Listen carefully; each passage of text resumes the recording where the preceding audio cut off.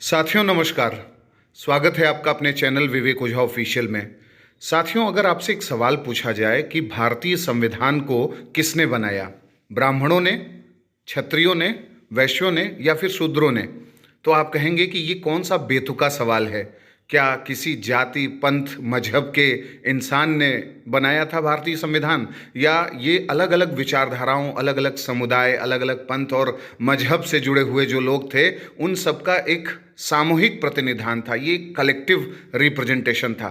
तो साथियों, ये सवाल इसलिए हो रहा है क्योंकि संविधान के जातीयकरण का एंगल कई जगहों पर बीच बीच में उठाया जा रहा है और उसमें अलग अलग जातियों के योगदान पर भी बात हो रही है। ताज़ा मामला कर्नाटक हाई कोर्ट के जज कृष्ण एस दीक्षित का है और उन्होंने संविधान निर्माता डॉक्टर B.R. अम्बेडकर के एक कथन का हवाला देते हुए संविधान निर्माण में ब्राह्मणों के योगदान का उल्लेख किया। जस्टिस दीक्षित ने अखिल कर्नाटक ब्राह्मण महासभा की स्वर्ण जयंती के समारोह में कहा कि डॉक्टर अंबेडकर ने एक बार भंडारकर इंस्टीट्यूट में कहा था कि यदि B.N. राव ने संविधान का मसौदा तैयार नहीं किया होता तो इसे तैयार होने में 25 साल और लग जाते। जस्टिस दीक्षित ने कहा था कि संविधान की मसौदा समिति के 7 सदस्यों में से 3 अल्लादी कृष्ण स्वामी अय्यर, N. गोपालस्वामी अयंगर और B.N. राव ब्राह्मण थे। ब्राह्मणों पर अपना रुख स्पष्ट करते हुए उन्होंने कहा कि इस शब्द को जाति के बजाय वर्ण से जोड़ा जाना चाहिए। वेदों का वर्गीकरण करने वाले वेदव्यास मछुआरे के पुत्र थे और रामायण लिखने वाले महर्षि वाल्मीकि अनुसूचित जाति जनजाति से थे। उन्होंने कहा कि क्या हमने उन्हें नीची नज़र से देखा है? हम सदियों से भगवान राम की पूजा करते आए हैं और उनके मूल्यों को संविधान में सम्मिलित किया गया है। और इसी तरीके से एक और जस्टिस हैं, जस्टिस श्रीशानंद। उन्होंने भी कहा कि कई लोग प्रश्न करते हैं कि ऐसे वक्त में जब लोग भोजन और शिक्षा के लिए संघर्ष कर रहे हैं तब ऐसे बड़े आयोजन, यानी जो ब्राह्मण महासभा या क्षत्रिय महासभा या वैश्य महासभा है, इन सब आयोजनों की क्या ज़रूरत है। लेकिन उनका कहना है कि ऐसे आयोजन समुदाय को एक साथ लाने और उससे जुड़े मुद्दों पर चर्चा करने के लिए आवश्यक हैं। ऐसे आयोजन क्यों नहीं किए जाने चाहिए कि जिसमें अलग अलग जो जाति के लोग हैं, धर्म के लोग हैं, पंथ मजहब के लोग हैं, वो सब मिलें और जो जेन्युइन मुद्दे हैं उन सब पर चर्चा करें। चर्चा करने किए बिना कोई एक रास्ता नहीं मिलता कई अवसरों पर। तो संविधान का सबसे पहला जो महत्वपूर्ण आइडेंटिटी है वो ये है कि संविधान को सबने मिलकर के बनाया है। भारतीय जनता के हर वर्ग का उसमें प्रतिनिधित्व है और इसीलिए तो भारतीय जनता की संप्रभुता उसमें झंकृत होती है, प्रतिध्वनित होती है। जब 26 नवंबर 1949 को ये एडॉप्ट किया गया तो उसमें जो सॉवरेन पावर है, यानी जो पॉपुलर सॉवरेंटी जिसे आप कहते हैं, लोकप्रिय संप्रभुता, वो जनता में निहित है और जनता हर वर्ग, हर संप्रदाय और जाति का नेतृत्व करती है। तो इसलिए ये महत्वपूर्ण हो जाता है कि संविधान को जातिवादी परिप्रेक्ष्य से पहले तो न देखा जाए। अभी बीच में एक और प्रसंग आया संविधान के मुद्दे पर।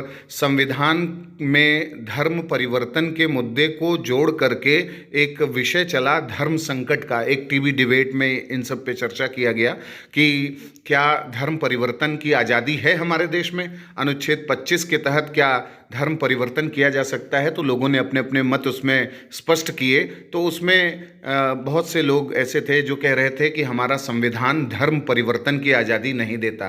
तो हमारा जो संविधान है वो अपने धर्म को अंतःकरण से मानने, उसका प्रचार प्रसार करने, उसकी इजाज़त देता है और धर्म परिवर्तन की भी इजाज़त देता है। लेकिन धर्म परिवर्तन बहला फुसला करके, फोर्सफुली, फ्रॉड करके ये सब नहीं किया जाना चाहिए। इसकी इजाज़त संविधान नहीं देता है। तो बलात् तरीके से धर्म परिवर्तन या किसी को ठगी करके, किसी को ऐसा दिलासा दे करके कि आप इस धर्म को छोड़ करके इस धर्म में आ जाओ तो आपको बहुत ज़्यादा लाभ मिल जाएगा, ये काम नहीं किया जा सकता। और संविधान इस मामले में बहुत सतर्क है। इसलिए संविधान में साफ तौर पर ऐसी चीज़ों की मनाही है कि जब भी धर्म परिवर्तन किया जाए तो उसमें कुछ बेसिक मूल्यों, सिद्धांतों का पालन तो जरूर ही किया जाना चाहिए। तो इस मुद्दे पर जो है एक उसमें सज्जन थे, उन्होंने ये भी बात कही कि डॉक्टर भीमराव अंबेडकर ने हिंदू धर्म छोड़ा और उन्होंने बौद्ध धर्म जो है एडॉप्ट कर लिया, और उन्होंने कहा कि दलितों का कल्याण हिंदू धर्म में नहीं हो सकता, इसलिए उन्होंने बौद्ध धर्म अपनाया। तो क्या आप जो है डॉक्टर अंबेडकर और उसके संविधान और उसमें जो धर्म परिवर्तन की आज़ादी है उसको रोकना चाहते हैं?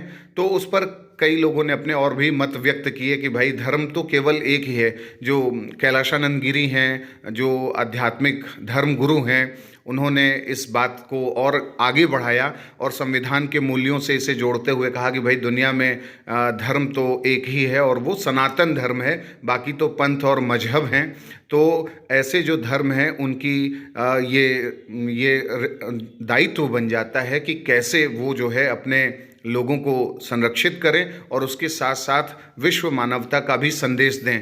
कई और ऐसे प्रसंग अभी हाल के समय में आए हैं जहां पर ओशो का हवाला देते हुए कहा जा रहा है कि भाई जो हिंदू धर्म और जो अलग अलग समुदाय हैं उन सब के जो अधिकार दिए गए हैं उन सब अधिकारों में एक बेहतर समन्वय होना चाहिए और बहुत ज़्यादा एक्सक्लूसिव वे में जा कर के किसी और धर्म को प्रताड़ित नहीं करना चाहिए। आपका क्या विचार है इस मुद्दे पर? आप हमें कमेंट बॉक्स में बताएं।